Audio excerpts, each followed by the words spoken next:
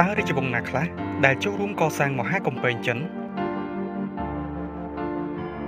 The Great Wall of China ដែលប្រជាជនចិនចាត់ទុកថាជារតនសម្បត្តិរបស់ខ្លួននោះមានប្រវែងសរុបដល់ទៅ 21,196 គីឡូម៉ែត្រឯណោះទម្រាំកសាងបានប្រវែងនេះគឺមានការចូលរួមស្ថាបនាពីបណ្ដារាជវង្សចិនបុរាណជាច្រើនតើអ្នកដឹងទេថារាជវង្សណាខ្លះដែលចូលរួមកសាងមហាកំពែងចិននេះមានរាជវង្សចិនចំនួន11ដែលបានកសាងមហាកំពែងចិនរួមមានទី1រាជវង្សឈីនគរឈីបានគ្រប់គ្រងទឹកដីមួយផ្នែកតូចភាគខាងកើតនៃប្រទេសចិនបុរាណនៅចន្លោះឆ្នាំ1122ដល់221មុនគ្រិស្តសករាជដោយបានបញ្ជាឲ្យកម្មករនិងទាហានកសាងកំពែងសម្រាប់ការពារនគររបស់ខ្លួនបានប្រវែងចំនួន620គីឡូម៉ែត្រ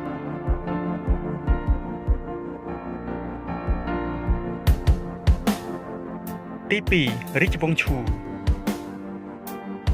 នគរឈូគ្រប់គ្រងទឹកដីមួយផ្នែកធំភាគខាងកើតនៃប្រទេសចិនបុរាណ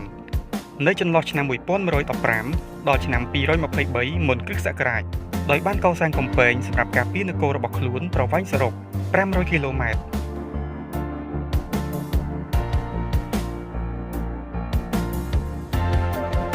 ទី3រាជវង្សយាននគរយានគ្រប់គ្រងទឹកដីមួយផ្នែកតូចនៅភាគឦសាននៃប្រទេសចិនបុរាណនៅចន្លោះឆ្នាំ1122ដល់ឆ្នាំ222មុនគ្រិស្តសករាជដោយបានកសាងកំពែងប្រវែង125គីឡូម៉ែត្រ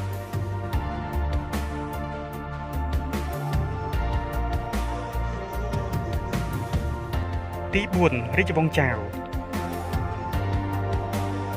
នគរចាវគ្រប់គ្រងទឹកដីមួយផ្នែកតូចនៅភាគខាងជើងនៃប្រទេសចិនបុរាណនៅចន្លោះឆ្នាំ403ដល់ឆ្នាំ222មុនគ្រិស្តសករាជ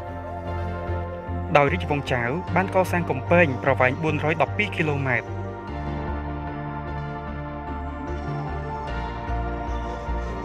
ទី5រាជវង្សវៃ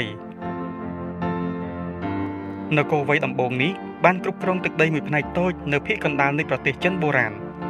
គឺនៅចន្លោះឆ្នាំ403ដល់ឆ្នាំ225មុនគ្រិស្តសករាជដោយបានកសាងកំពែងប្រវែង300គីឡូម៉ែត្រ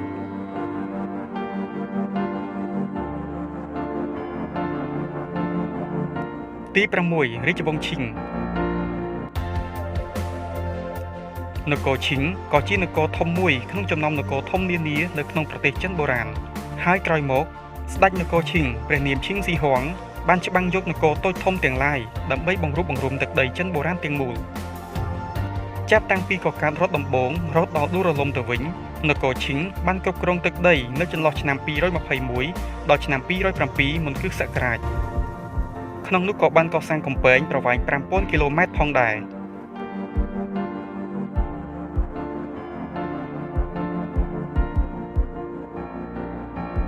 ទី7រាជវង្សហានក្រោយពីនគរឈីងដួលរលំបាត់ទៅប្រទេសចិនបុរាណក៏ធ្លាប់ធ្លាក់ក្រោមការគ្រប់គ្រងរបស់រាជវង្សហានចាប់ពីឆ្នាំ202មុនគ្រិស្តសករាជដល់ឆ្នាំ220នៃគ្រិស្តសករាជនៅអំឡុងពេលនោះនគរហានបានបន្តកសាងកំពែងបន្ថែមទៀតពីនគរមុនសរុបបានចំនួន6000គីឡូម៉ែត្រ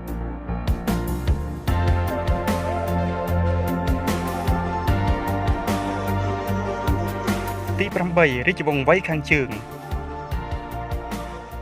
នគរមួយនេះបានគ្រប់គ្រងទឹកដីមួយផ្នែកធំភាគខាងជើងនៃប្រទេសចិននៅចន្លោះឆ្នាំ386ដល់ឆ្នាំ534នៃគ្រិស្តសករាជដោយបានបន្តកសាងមហាកំពែងចិនប្រវែង1500គីឡូម៉ែត្រ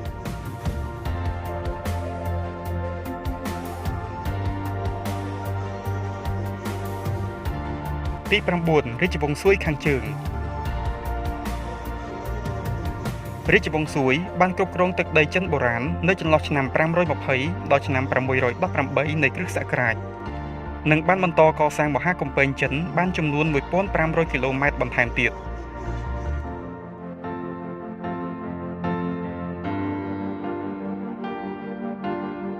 ទី10រាជវង្សជីងខាងកើតរាជវង្សជីងទី3នេះបានគ្រប់គ្រងទឹកដីមួយផ្នែកធំលាតសន្ធឹងទៅទិសខាងកើតនិងទិសឦសាននៃប្រទេសចិនបុរាណ ចន្លោះឆ្នាំ1115ដល់ឆ្នាំ1234នៃគ្រិស្តសករាជ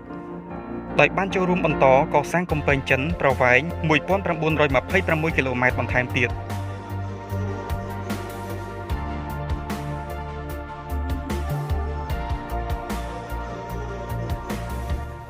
ទី11រាជវង្សម៉េងមហាម៉េងក៏ខ្លាំងក្លាណាស់ដែរបានគ្រប់គ្រងទឹកដីទាំងមូលនៃប្រទេសចិនបុរាណនៅចន្លោះឆ្នាំ1368ដល់ឆ្នាំ1644នៃគ្រិស្តសករាជ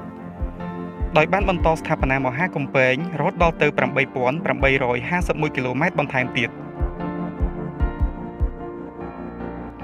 សូមជម្រាបថាមហាកំពែងចិនគឺជាបន្ទាយសឹកការពារសត្រូវមានលក្ខណៈបណ្ដាក់គ្នាជាច្រើនដែលត្រូវបានកសាងឡើងដោយបណ្ដារដ្ឋនិងអធិរាជចិនបុរាណនាព្រំដែនភាគខាងជើង